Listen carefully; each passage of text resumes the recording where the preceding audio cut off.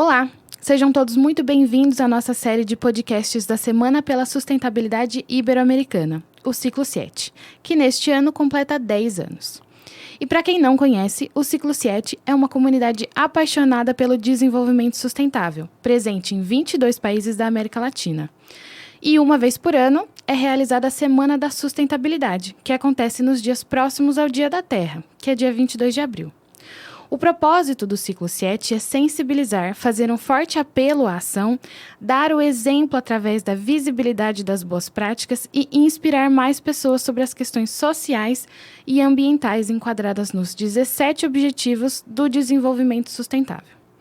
A partir de uma visão de sustentabilidade colaborativa, realizamos experiências e partilhamos conhecimentos em torno de 7 temas: biodiversidade, mobilidade sustentável, educação, design sustentável, estilo de vida saudáveis, organizações sustentáveis.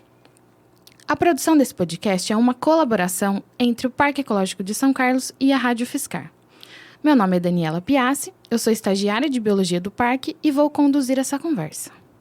Hoje eu estou aqui com o professor Dr. Pedro Galetti, biólogo, professor e pesquisador da Universidade Federal de São Carlos, a UFSCar. E o nosso papo é sobre um dos 7 temas do Ciclo 7, a biodiversidade. Então, eu queria primeiro agradecer a presença. Obrigado por se disponibilizar a participar desse podcast com a gente fica muito feliz com a colaboração. E eu queria pedir que você começasse se apresentando. Conta pra gente um pouquinho sobre sua formação, sobre a sua trajetória acadêmica e sobre o seu trabalho atual. Olá a todos, muito obrigado, Daniela, é um prazer vir aqui conversar com vocês. Mais uma vez também eu agradeço a oportunidade de ter a chance de falar um pouquinho sobre biodiversidade. Bom, eu sou biólogo, eu sou da primeira turma de biólogos, na verdade, da UFSCar. Nossa! Então eu sou egresso da Universidade Federal de São Carlos e, por razões diversas, eu acabei também fazendo parte do quadro de professores da universidade desde 1981. Então, eu tenho já uma trajetória longa na UFSCar, atuando principalmente nos cursos de ciências biológicas e mais atualmente no curso de biotecnologia na graduação, em alguns programas de pós-graduação da área biológica da UFSCar. Uhum. A minha formação de pós-graduação é em ecologia, mas sempre muito próximo da genética.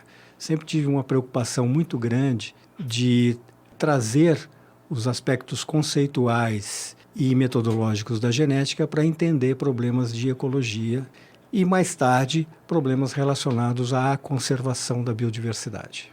Nesse sentido, eu atuo no programa de pós-graduação em ecologia, no programa de pós-graduação em genética e no mestrado profissional também em conservação da fauna, sempre tentando desenvolver, promover o uso da genética e das ferramentas moleculares para que a gente possa compreender melhor a biodiversidade que nos cerca. Bom, eu diria assim que nos últimos 25 anos, particularmente, o nosso laboratório desenvolveu várias tecnologias, se aperfeiçoou em várias tecnologias que nos permitiam, então, atuar em diferentes áreas da ecologia, da genética e da biologia da conservação, particularmente no grupo dos animais. Então, o nosso trabalho tem um viés bastante forte no grupo dos animais e, dentre os animais, muito especialmente os vertebrados, de uma forma geral. O início da minha carreira foi muito centrada em estudos com peixes. Nós começamos com metodologias da citogenética, com o conhecimento dos cromossomos dos peixes. Ficamos nesses trabalhos durante muitos anos e, a partir desse desenvolvimento na área da citogenética, nós fomos incorporando outros grupos animais, tendo sempre um interesse em responder perguntas, à época mais relacionados a questões evolutivas e depois mais relacionados a questões de ecologia e de conservação. E, com o tempo, gradativamente, nós fomos associando ao nosso trabalho as chamadas novas tecnologias de DNA. E hoje nós nos encontramos na chamada era genômica, né? Sim. Onde várias tecnologias de acesso à estrutura genômica e a própria genômica funcional dos organismos têm permitido nós inferirmos e contribuir para questões importantes relacionadas principalmente à ecologia e conservação. Eu acho que, em síntese, é mais ou menos isso que a gente tem feito nessa trajetória. Muito legal, são várias áreas aí, todas relacionadas e uma trajetória muito, muito grande, né? Muita história para contar, eu diria. E já que a gente está pensando em genética, em conservação, e o nosso tema é biodiversidade, eu queria abrir falando um pouquinho mais sobre esse tema, sobre biodiversidade, né? Acho que é justo com as pessoas que estão escutando que a gente explique o que é essa biodiversidade que a gente tanto fala e por que a gente está tão preocupado em preservá-la. Esse conceito da biodiversidade, ele é muito interessante, inclusive com a origem do conceito biodiversidade e da própria palavra biodiversidade. Ela é relativamente nova. Eu diria que esse conceito, sob o ponto de vista da ciência, é um conceito ainda bastante jovem, porque data do início dos anos 80, do século passado, de 1980, a criação propriamente dito do termo biodiversidade e do seu significado, biodiversidade. Originalmente, a palavra biodiversidade ela foi criada como uma contração de duas palavras, que é a diversidade biológica, que era definida à época basicamente pela diversidade das espécies animais e vegetais e dos seres vivos que se conhecia. Então, essa diversidade de espécies definia à época o que se conhecia por diversidade biológica. Em inglês, diversidade biológica é biological diversity. E quando você faz a contração da palavra biological diversity, você cria biodiversity.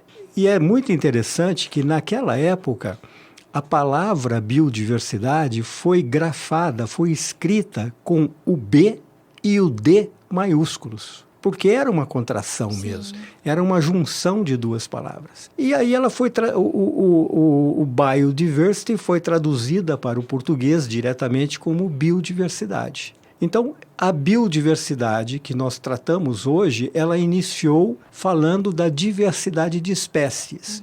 Mas, em pouco tempo, ela incorporou nesse conceito a diversidade genética que as espécies possuem, porque as espécies são constituídas por indivíduos e os indivíduos são diferentes porque eles têm uma diversidade individual e, ao mesmo tempo, num nível superior, o conceito de biodiversidade incorporou também a diversidade de ecossistemas, onde as espécies estão.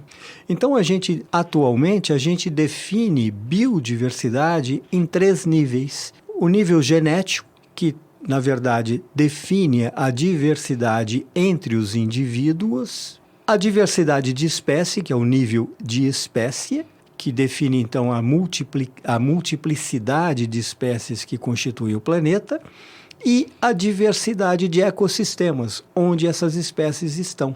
Então, biodiversidade hoje é um conceito complexo que engloba esses 3 níveis, né? Do basal, que é a diversidade genética, a diversidade de ecossistemas. E a gente não costuma parar para pensar nisso, né? Mas é muito importante para o nosso dia a dia essa biodiversidade, né? É uma coisa que está na nossa alimentação, está na nossa cultura, está em serviços ecológicos, né? É uma questão que tem muita importância para a nossa vida, né? Exatamente, e a gente Daniel. pouco dá valor para isso. Exatamente, né? Você tem razão. A biodiversidade, ela tem valores importantíssimos. Se nós pensarmos não só na sustentação e na manutenção e na viabilidade do próprio planeta, mas também, numa visão mais antropogênica, ela tem uma importância muito grande para o homem, para a humanidade. Então, você destacou alguns valores que são realmente importantíssimos. Os valores diretos da biodiversidade, no sentido da alimentação, não só a humanidade. A humanidade, na verdade, depende, para sua alimentação, da biodiversidade, direta e indiretamente. Né? Sim, ou com alimentando certeza. o gado, ou alimentando-se Alimentando-se do diretamente da biodiversidade Sim. nativa, muitas vezes.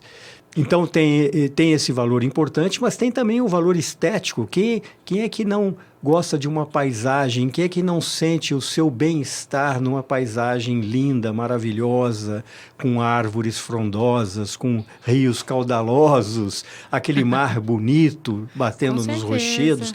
Então, tudo isso que constitui a biodiversidade também tem um valor estético muito grande, além do valor cultural que você falou. Várias culturas são fundamentadas, têm princípios básicos, culturais e religiosos, inclusive, na própria biodiversidade.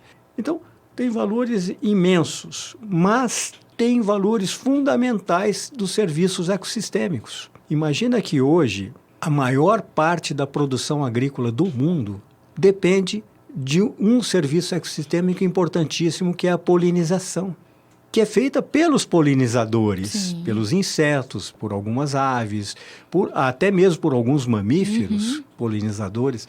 Então, um serviço ecossistêmico fundamental para a nossa agricultura mundial, não é só para a agricultura brasileira, mas que é feito por elementos da própria biodiversidade, que sem esses elementos trariam prejuízos imensos para a agricultura. Então, por exemplo, nós estamos vivendo a crise da polinização no sentido de que muitas abelhas estão sendo extintas, e a abelha é um elemento fundamental na polinização, mas muitas abelhas, populações de abelhas e espécies de abelhas estão sendo extintas por exemplo, o emprego de inseticidas de maneira assim aleatória e de maneiras abusivas, né? Sim. Então, só para dar um exemplo de como a biodiversidade tem serviços importantes, e não é só a polinização, citei somente um, mas se a gente pensar o ciclo do carbono, se a gente pensar o ciclo da água, né? Tudo isso está relacionado à biodiversidade, né? Com certeza, né? Acho que a sua fala mostra bastante a importância da preservação da biodiversidade, né? Mas a gente só enxerga isso quando a gente conhece, quando a gente tem noção do que é aquela espécie, o que ela faz, né? Qual que é o papel ecológico dela dentro de um habitat. Se a gente não tem esse conhecimento, a gente sai fazendo o que a gente acha que é certo e vai destruindo tudo sem escrúpulos, né? Então, por isso que, nesse sentido, as ciências, especialmente aí a parte das ciências naturais, né, da biologia, da biotecnologia, tem essa importância na preservação, né? Porque a gente busca conhecer, observar, e são diversos os métodos utilizados para a gente conhecer, para a gente catalogar, para a gente saber a função, para a gente entender, né, sobre isso. Então, eu queria entrar um pouco nesse tópico, né, sobre métodos de conhecer a biodiversidade, mais especificamente sobre o seu trabalho com insetos, para conhecer espécies de mamíferos de uma determinada área. Sim, esse aspecto do conhecimento da biodiversidade é fundamental. E aí, todos os pesquisadores das mais diversas áreas, porque tem uma coisa que é característica da biodiversidade, é que ela é multidisciplinar e chega a ser transdisciplinar, a bem da verdade. Ela envolve o conhecimento da biodiversidade e dos seus valores, o conhecimento integral da biodiversidade envolve pesquisadores das mais diversas áreas, das áreas das ciências humanas às ciências exatas. É um campo maravilhoso, não é um campo específico de biólogos. Sim. Não é? Os biólogos, obviamente, têm um papel significativo no conhecimento da biodiversidade, mas o conhecimento integral da biodiversidade depende de profissionais de todas as áreas, praticamente, do conhecimento, né? Isso é muito marcante e, ao mesmo tempo, muito motivador no estudo da biodiversidade. No caso específico do conhecimento mais relacionado aos aspectos biológicos da biodiversidade, há, de fato, vários métodos que buscam não só caracterizar a biodiversidade sob o ponto de vista de identificar a biodiversidade existente, mas também, obviamente, de conhecer as suas funções, né? Enfim, o seu papel nos diferentes ecossistemas. Então, há uma gama enorme de métodos para se estudar a biodiversidade. Agora, se a gente pensar somente no que diz respeito a identificar a biodiversidade existente e limitar essa identificação à identificação das espécies que constituem essa biodiversidade, há também um conjunto de métodos interessantes. Os ecólogos, por exemplo, quando eles acessam a biodiversidade no sentido da diversidade de espécies ou da riqueza de espécies de um determinado ambiente, geralmente eles usam a sua experiência própria na identificação daquela espécie, por exemplo, com os avistamentos, né? Então, o método de avistar e registrar as espécies no campo é um método muito importante na ecologia, né? Mas isso pressupõe também um conhecimento prévio para que do biólogo, no caso, ou do profissional que está fazendo o avistamento, para registrar que aquela espécie pertence a uma ou outra, né? Mas o avistamento é um método importante, como é também a busca de vestígios da espécie no campo. Às vezes a gente vai ao campo, os ecólogos, muitos vão ao campo procurar vestígios, pegadas, por exemplo, restos dos animais que são deixados ou restos de animais mortos mesmo, fezes que eventualmente e que naturalmente é deixado no ambiente pelo animal, rastros desses animais, sinais que eles deixam na árvore, como por exemplo riscar a árvore, né? Cortar um galho. São vestígios que os animais deixam e que também servem como métodos de identificação. Olha, essa espécie está aqui porque ela deixou esse vestígio, né? Há também outros métodos de fotografar de maneira passiva esses animais, que são as chamadas armadilhas fotográficas, né? Então, os ecólogos deixam muitas armadilhas fotográficas em campo para registrar se uma determinada espécie passou naquele local ou não, né? Então, há um corpo muito grande de métodos, mas há também, atualmente, métodos que utilizam de ferramentas moleculares, que tentam identificar a espécie a partir do DNA que essa espécie deixa no ambiente, né? Então, por exemplo, hoje é possível você filtrar 1 litro de água, de um corpo d'água, de um rio, de um lago ou de uma poça d'água, e a partir daquele filtrado, que tem uma mistura de restos de organismos que a gente nem sabe o que está lá dentro, é possível extrair o DNA daquele filtrado,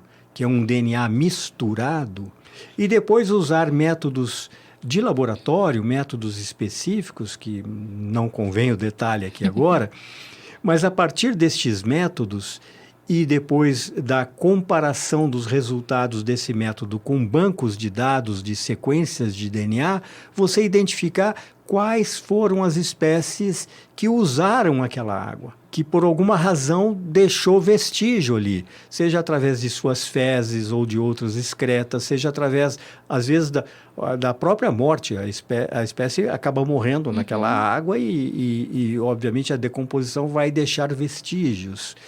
Ou seja, através de descamação, da perda de pelos, perda de carapaça, enfim, há inúmeras maneiras de uma espécie deixar vestígios, seja no corpo d'água, seja no solo. Também é possível extrair DNA do solo, de uma pequena fração do solo, e obter sinais, vestígios de DNA das espécies que, eventualmente, naquele solo deixaram a sua marca. E com isso eu consigo, usando essas ferramentas moleculares, também ajudar no inventário, por exemplo, de espécies e monitoramento das espécies que ocupam aquele ambiente. E se isso é possível fazer com o DNA que está na água, no solo, também é possível fazer com o DNA de organismos que eventualmente usaram outros organismos para se alimentar. Por exemplo, os insetos hematófagos. Os insetos que são os pernilongos, que têm vários prejuízos para a saúde, a gente sabe disso, né? Nós estamos vivendo a crise da dengue atualmente, mas eles também podem ser utilizados como amostradores de DNA das espécies que eles utilizam. Então, por exemplo, se eu vou ao campo e coleto no campo insetos sugadores de sangue, hematófagos, esses insetos, quando eles têm o sangue em seu estômago, é porque eles adquiriram de animais que estão vivendo naquele ambiente.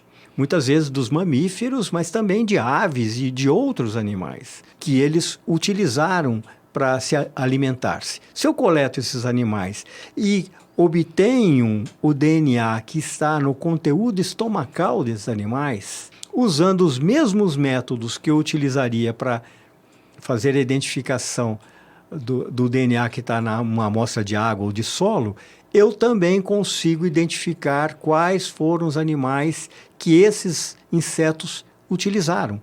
E, portanto, se eles utilizaram, é porque esses animais estão ali naquela área. Então, se eu vou numa área e coleto insetos hematófagos, eu consigo saber que ali tem, por exemplo, onça, que ali tem uma anta, que ali tem um tatu de uma determinada espécie, que ali tem uma ave de uma determinada espécie e assim por diante. Então, eu consigo também contribuir com esse inventário e muitas vezes com o monitoramento da estrutura dessa comunidade de organismos a partir do estudo do DNA, ou utilizando a ferramenta molecular, por exemplo, obtido do DNA do inseto, seja ele hematófago ou, por exemplo, no caso da mosca também. Uhum. Há diferentes grupos de moscas, há moscas hematófagas, mas há moscas que são ditas sarprófagas, que utilizam, na verdade, da carcaça dos animais mortos. Sim. Então, o animal está morto ali, ela vai lá e vai se alimentar daquele animal morto. E, obviamente, eu capturando essa mosca e extraindo o DNA do seu conteúdo estomacal, eu também vou conseguir identificar que animal era aquele que ela utilizou naquele período, né? Geralmente um período muito curto. Então é isso, a gente pode utilizar os insetos como amostradores de DNA da comunidade que eles usam e, portanto, a partir dos insetos, identificar qual é a estrutura da comunidade de mamíferos de uma região, por exemplo. Muito legal.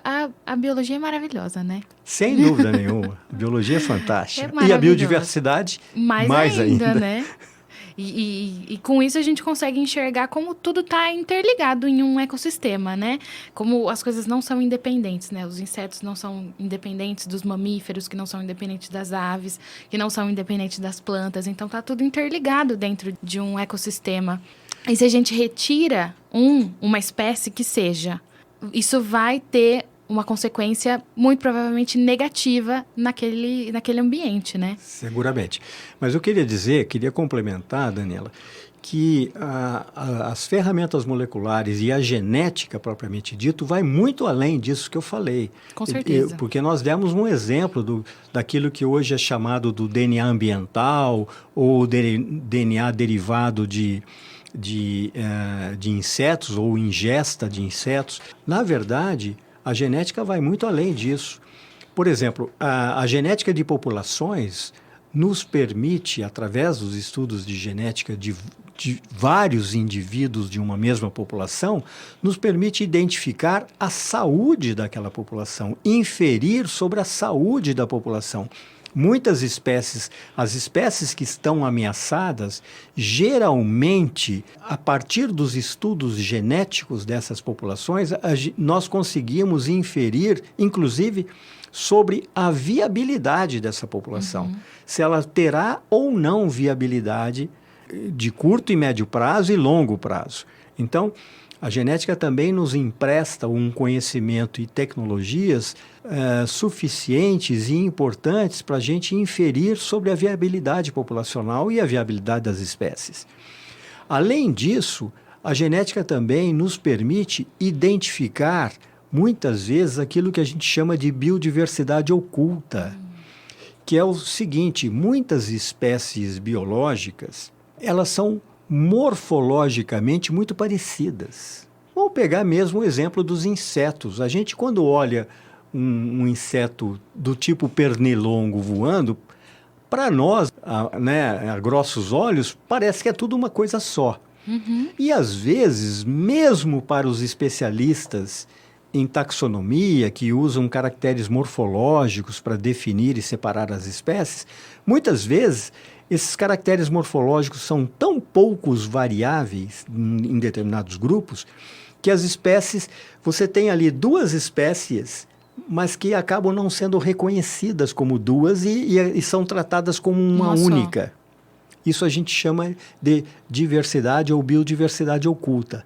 Acontece que muitas vezes a genética nos ajuda a separar, a identificar que naquele conjunto onde nós supunhamos que era uma única espécie, na verdade é mais do que uma espécie. Então, a genética tem ajudado a identificar potenciais espécies que estavam desconhecidas pela ciência até então. Uhum. E muitas delas podem estar sendo extintas sem mesmo a gente as conhecer. Então, quando entra a ferramenta molecular, claro, associada às outras abordagens e aos outros, a outras características da espécie, mas quando entra a ferramenta molecular, ela entra com um peso muito importante, muito significativo nessa identificação da biodiversidade oculta. Então, veja que são inúmeros exemplos do uso das ferramentas genéticas e, obviamente, da teoria genética, do conhecimento genético, para, no sentido de resolver problemas relacionados à biodiversidade, não só no plano populacional, no plano específico, e também no plano da comunidade, quando a gente fala, por exemplo, do DNA ambiental, que me ajuda a entender a comunidade, né? Sim. Que constitui aquele determinado ecossistema. Então, veja que o conhecimento e a ferramenta genética têm, de fato, eu diria assim, uma significância muito grande quando a gente fala hoje modernamente, quando a gente entende modernamente a ecologia, a biologia da conservação, a necessidade da sustentabilidade do planeta e de desenvolver métodos que permitam, que garantam essa sustentabilidade. Muito legal. Me deu até vontade de estudar genética, apesar de não ser muito a minha área, assim. Mas é muito legal. É muito interessante mesmo. E também fica claro que a gente tem um impacto muito grande, né? Mas a gente está cansado de falar disso, né? Falamos muito sobre como a nossa espécie, né, acaba impactando muitas vezes de forma negativa nessa biodiversidade. Mas eu não queria que esse fosse o foco da nossa conversa de hoje. Pelo contrário, eu queria finalizar essa conversa falando sobre como a gente pode caminhar no sentido contrário, no sentido da conservação da biodiversidade, né? Quais ações a gente pode fazer enquanto pesquisadores, mas mais importante ainda como cidadãos, o que a gente pode fazer para preservar essa biodiversidade que é tão importante? A primeira coisa é conhecer a biodiversidade. Sem dúvidas. A primeira coisa é pesquisar sobre a biodiversidade de maneira integral. Então, a primeira coisa que nós temos que fazer é valorizar a ciência. Só através da ciência que nós vamos, de fato, conhecer a biodiversidade, saber em profundidade dos impactos que essa biodiversidade está tendo ao longo dos anos e enfim, ao longo desde a sua formação no planeta Terra, e quais seriam as soluções melhores que a ciência pode dizer em relação à sustentabilidade e enfim, a garantia com que tudo isso que a gente vem falando tenha perenidade, né? Não seja que a gente tenha, de fato, um planeta para deixar para as nossas próximas gerações. Né? Sim. Então, obviamente, é na ciência que nós temos que buscar essas soluções. Isso é a primeira coisa. Sim. A segunda coisa, seguramente, isso é um debate que envolve pensadores e pesquisadores de todas as áreas, né? E muitos acabam nos dizendo, e muito daquilo que a gente está vendo e que a gente está tendo como resultado da ciência, indica que nós precisamos mudar. Não dá para continuar dessa forma. Uhum. Os recursos do planeta, sejam eles biológicos ou não biológicos, esses recursos são esgotáveis. Eles vão acabar. E, obviamente, se continuar esse sistema exploratório absurdo que nós temos dos recursos naturais do planeta. Então, nós precisamos mudar. De alguma forma, nós temos que mudar. A saúde humana depende da saúde do planeta. Não existe uma coisa independentemente da outra. Não é? Particularmente a saúde humana. O planeta pode até existir sem os homens, mas Os homens não existem sem a saúde do planeta. Sim. E então nós precisamos promover ações de mudança, possivelmente, seguramente no nosso dia a dia. Cada cidadão importa para o conjunto. Então, é irreal imaginarmos que a minha ação individual não impacta no conjunto. Ela impacta e muito, tanto no sentido positivo quanto no sentido negativo. Então, uma mudança de comportamento, uma mudança de compreensão dos valores vai impactar ou de um lado ou de outro. Se nós mudarmos no sentido de promover uma convivência sustentável dos homens com os demais elementos da biodiversidade e também, por que não dizer, dos demais elementos que constituem a natureza, se nós não promovermos isso, seguramente o caminho, a ciência mostra que nós estamos entrando em caminhos irreversíveis. Então, é urgente, é necessário que muitas ações sejam tomadas, desde o mais básico até, obviamente, aqueles que dependem de grandes políticas, não só políticas regionais, mas políticas nacionais e até mesmo políticas globais, né? Uma coisa é certa, os recursos, sejam eles vivos ou sejam eles recursos que a gente costuma dizer que não são vivos, não são recursos abióticos, como uma rocha, como um corpo de água, todos esses recursos são esgotáveis. E nós estamos numa transformação acelerada de tudo isso. Infelizmente, numa transformação que deteriora todos esses recursos, né? A gente precisa reverter isso. Então, eu diria o seguinte, essa é uma preocupação já mundial de muitos pesquisadores e pensadores das diferentes áreas. Há muitas propostas. Nós precisamos sempre buscar aquelas propostas que garantam a sanidade e o bem-estar humano, mas que também garantam o bem-estar da biodiversidade e o bem-estar, entre aspas, se houver um bem-estar, daquilo que constitui a estrutura orgânica do planeta. É isso aí. Eu acho que cabe a gente tomar consciência do que está acontecendo. Existem, sim, diversas ações que a gente pode fazer individualmente, né? Não é porque a responsabilidade está em larga escala também. A gente também tem essa responsabilidade. Nós também temos um papel a ser cumprido e a gente não pode ignorar esse papel, né? Não adianta a gente querer sair colonizando outros planetas e continuar destruindo esse, sendo que a gente ainda pode fazer alguma coisa, né? A intenção de colonizar outros planetas, na verdade, é de destruir outros planetas. Exatamente. Né? Então, enquanto nós não mudarmos essa visão, enquanto nós não mudarmos os nossos propósitos, enquanto não houver empatia entre nós humanos e entre nós com os demais seres que vivem nesse planeta, não tem muita solução. Né? E eu reitero aquilo que você também disse já, a decisão é individual. Fazer o pouco que a gente pode fazer é muito. Né? Mas nós temos que realmente transformar. Será que reciclar o lixo é a solução ou a solução é não produzir o lixo? Exatamente. Não é? Enfim, há muitos aspectos que a gente precisa e que, se não houver decisões individuais que levam às decisões coletivas, porque as decisões coletivas elas não saem do nada. A inteligência coletiva ela é um complexo produto da inteligência individual. Todo mundo participando é que vai construir o que a gente chama da inteligência coletiva e é o que leva à decisão coletiva.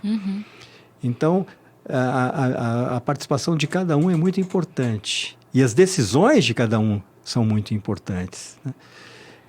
Uma decisão equivocada aqui, ela repercute muito Tem consequências. Tem consequências. Né? Como uma decisão acertada também terá consequências. Enfim, olha, é muito difícil falar sobre as soluções porque são muitas. E elas dependem de decisões, de mudanças de comportamento, de mudanças de valores. Não é só o comportamento. O comportamento, ele existe muito em razão dos valores. E a gente está vivendo uma crise de valores. Sim. Nós vivemos hoje, não sei se hoje ou desde que a humanidade existe, nós vivemos eternamente uma crise de valores, às vezes mais acentuadas do que outras vezes. Sim. Mas atualmente a gente vive uma crise de valores. E isso, obviamente, acaba definindo comportamentos. E isso acaba definindo impactos proativos ou não. E é por isso que a gente está aqui hoje, né? Para fazer essas reflexões, para promover essas reflexões nas outras pessoas. Acho que esse é um dos grandes objetivos do Ciclo 7. E acho que a nossa conversa contemplou bastante isso, né? Tem mais alguma coisa que você queira acrescentar? Não, Daniela, eu agradeço mais uma vez muito a oportunidade, cumprimento vocês pela iniciativa do podcast e de marcar esse momento que é em homenagem à história da Terra, né? E fiquei muito feliz de ter sido convidado para esse momento. Eu sempre gosto muito de conversar sobre essas coisas e fico feliz pela lembrança e pela oportunidade. Muito obrigado mais uma vez e parabéns a você e a toda a equipe que está trabalhando nessa perspectiva. E particularmente a equipe do Parque Ecológico de São Carlos, da onde nasce essa proposta de fazer esses eventos, esse podcast. É uma instituição que nós temos assim um apreço muito especial, né? Então, parabéns a toda a equipe do Parque Ecológico de São Carlos. Imagina, que isso. A gente que agradece, eu agradeço imensamente pela disponibilidade, por esse papo legal que a gente teve. Agradeço em nome do parque, né? Para a gente é muito importante ter essas parcerias, estabelecer esses parceiros para a gente conseguir cada vez mais atingir mais pessoas e, quem sabe, aí fazer pelo menos alguma diferença, né? Plantar uma sementinha que seja para quem está aí escutando a gente. Então, a gente que agradece, né? Ficamos muito, muito felizes. Eu, particularmente, fico muito agradecida. E eu queria agradecer também o pessoal da Rádio Fiscar, que está junto com a gente aí, está nos apoiando, nos disponibilizando o espaço, nos ajudando aqui com o que a gente precisa. E ficamos por aqui.